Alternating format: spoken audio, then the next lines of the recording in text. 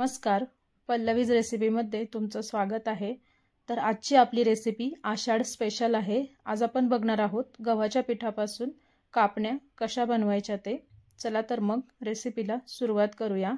सर्वात आधी इथे एका पातेल्यामध्ये आपण 1 वाटी पाणी घालून घेऊया आणि या पाण्यामध्ये आपण 1 वाटी गूळ घालून घेऊया आणि आता आपल्याला हा गूळ छान पाण्यासोबत वितळून घ्यायचा आहे। आपल्याला गुळाचा पाक करायचा नाहीये, फक्त गूळ वितळून घ्यायचा आहे। गूळ वितळला की आपण गॅस बंद करणार आहोत। इथं आपला गूळ वितळला आहे। आता आपण हे पाणी थंड करून घेऊया। इथे एका बाउल मध्ये आपण 2 वाट्या गव्हाचं पीठ घेतलेलं आहे। त्यामध्ये आपण वेलची जायफळाची पूड घालूया आणि 1 चमचा बडीशोप घालूया आणि तयार असलेलं गुळाचं पाणी घालून आपल्याला याचा एक उंडा तयार करून घ्यायचा आहे। तर आवश्यकतेनुसार आपण यामध्ये अधिक पीठ घालू शकतो। पाणी आपल्याला आहे तेवढंच ठेवायचं आहे, आपल्याला साधं पाणी घालायचं नाहीये।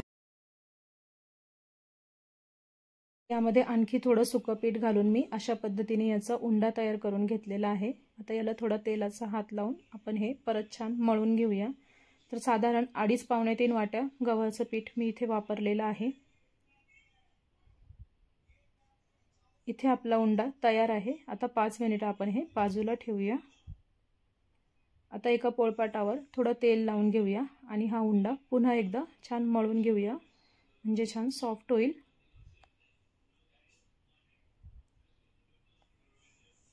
आता एका पोळीच्या आकाराचे छोटे छोटे आपल्याला याचे गोळे करून घ्यायचे आहे आणि याची पोळी तयार करून घ्यायची आहे।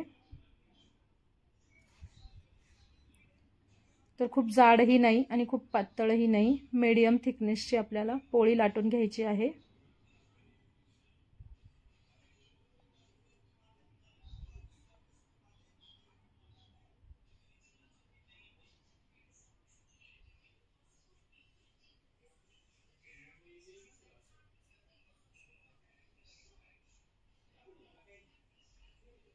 इथे आपली पोळी लाटून झालेली आहे। आता आपण याच्या कडा कापून घेऊया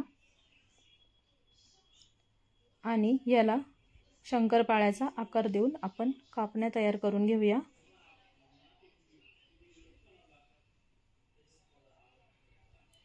तर अशा पद्धतीने आपल्याला शंकरपाळ्याच्या आकाराच्या कापण्या तयार करून घ्यायच्या आहेत। इथे आपल्या कापण्या कट करून झालेल्या आहे। आता आपण ह्या एका ताटामध्ये काढून घेऊया आणि गरम तेलामध्ये तळून घेऊया। इकडे आपलं तेल छान गरम झालेलं आहे। आता गरम तेलामध्ये मीडियम फ्लेम वरती या कापण्या आपण छान तळून घेऊया।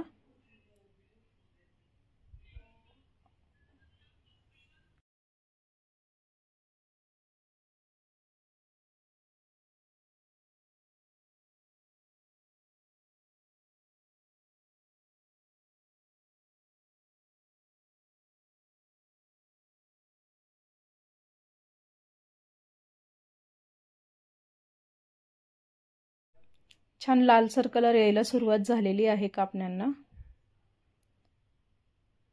इथे आपल्या कापण्या तयार आहेत। आता आपण या बाजूला काढून घेऊया आणि अशाच पद्धतीने बाकीच्याही कापण्या तयार करून घेऊया।